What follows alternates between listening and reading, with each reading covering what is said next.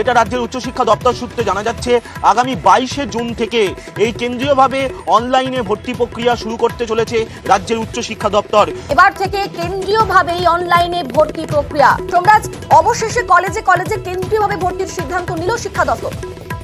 কিন্তু এবার চলতি শিক্ষাবর্ষ থেকে রাজ্য উচ্চশিক্ষা দপ্তর সিদ্ধান্ত নিয়েছে যে তারা কেন্দ্রীয়ভাবেই কলেজে কলেজে স্নাতক স্তরে ছাত্র ভর্তির প্রক্রিয়া অনলাইনে করবে। এর দরুন কলেজগুলির হাতে ছাত্র ভর্তির মেধা তালিকা নিয়ে কোনো ক্ষমতা থাকবে না, গোটাটাই নিয়ন্ত্রিত হবে রাজ্যের উচ্চশিক্ষা দপ্তর মারফত। যেটা এখনো পর্যন্ত জানা যাচ্ছে যে এর জন্য প্রয়োজনীয় প্রস্তুতিও রাজ্যের উচ্চশিক্ষা দপ্তর নিয়ে নিয়েছে। আগামী 6ই জুন নির্বাচনী আচরণবিধি কাটবে রাজ্য থেকে, গোটা দেশ থেকে। তারপরেই প্রয়োজনীয় বিজ্ঞপ্তি রাজ্যের উচ্চশিক্ষা দপ্তর দেবে। ইতিমধ্যেই তারও প্রস্তুতি নিয়ে নিয়েছে। রাজ্যের অধীনে 550-রও বেশি কলেজ রয়েছে, যে কলেজগুলির মাধ্যমে স্নাতক স্তরে ছাত্র ভর্তির প্রক্রিয়া পরিচালিত হয়। কিভাবে গোটা প্রক্রিয়া কেন্দ্রীয়ভাবে অনলাইনের মাধ্যমে হবে তার জন্য একাধিকবার ট্রায়াল রান করে ফেলেছে রাজ্যের উচ্চশিক্ষা দপ্তর। তোমার হয়তো মনে আছে গতবারও রাজ্যের তরফে বলা হয়েছিল যে কেন্দ্রীয়ভাবে অনলাইনে তারা ভর্তি প্রক্রিয়া চালাবে, কিন্তু শেষমেশ রাজ্য পিছু হটে এবং সেখানে বলা হয় পরিকাঠামোর খামতি ছিল।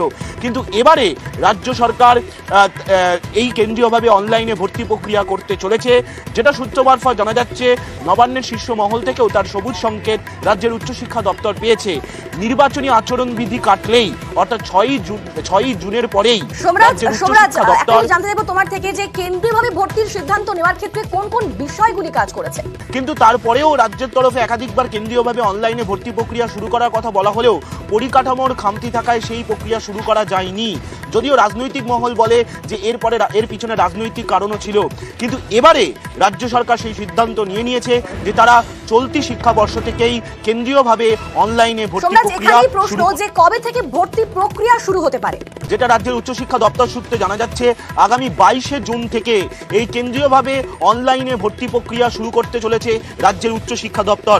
6ই জুন নির্বাচনী আচরণবিধি কেটে যাবে এবং তারপর রাজ্যের উচ্চশিক্ষা দপ্তর প্রয়োজনীয় বিজ্ঞপ্তি দেবে। বিজ্ঞপ্তি দেওয়ার পর 10 থেকে 12 দিন সময় দেওয়া হবে রাজ্যের কলেজগুলিকে গোটা বিষয়টি বোঝানোর জন্য এবং এর জন্য প্রয়োজনীয় একটি প্রশিক্ষণও দেওয়া হবে। কলেজগুলির হাতে কোনো ক্ষমতা থাকবে না মেধা তালিকা প্রস্তুত করার, কিন্তু কলেজগুলি ছাত্র ভর্তি প্রক্রিয়া করবে। অর্থাৎ যে কলেজে যে ছাত্রছাত্রী নাম উঠবে তারা ভর্তি প্রক্রিয়াটি করবে, কিন্তু মেধা তালিকা সংক্রান্ত তৈরির কোনো ক্ষমতা থাকবে না। এই সংক্রান্ত একটি গাইডলাইনও রাজ্যের উচ্চশিক্ষা দপ্তর দিয়ে দেবে বলেই আমরা জানতে পারছি। 22শে জুন থেকে স্নাতক স্তরে কেন্দ্রীয়ভাবে অনলাইনে ভর্তি প্রক্রিয়া শুরু করতে চায় রাজ্য।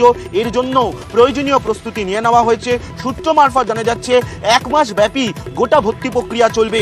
যেমনভাবে রাজ্যের জয়েন্ট এন্ট্রান্স বোর্ড ইঞ্জিনিয়ারিংয়ে কেন্দ্রীয়ভাবে ভর্তি প্রক্রিয়া পরিচালনা করে, ঠিক একই ধাঁচেই রাজ্যের উচ্চশিক্ষা দপ্তর নজিরবিহীনভাবে রাজ্যের 550-টিরও বেশি কলেজে এই কেন্দ্রীয়ভাবে অনলাইনে ভর্তি প্রক্রিয়া পরিচালনা করবে। কিন্তু এক্ষেত্রে বেশ কিছু নিয়ম তৈরি করে দিচ্ছে রাজ্যের উচ্চশিক্ষা দপ্তর, যাতে ছাত্রছাত্রীরা কোনোভাবে বঞ্চিত না হয়। অর্থাৎ কলকাতা বা যে জেলার ছাত্রছাত্রী তারা যাতে অন্য জেলায় গিয়ে না পড়েন, অর্থাৎ কোথাও একটা নির্দিষ্ট নিয়ম তৈরি করে দেবে রাজ্যের উচ্চশিক্ষা দপ্তর। সেই নিয়ম তৈরি বা গাইডলাইন তৈরির কাজই এখন চূড়ান্তভাবে চলছে।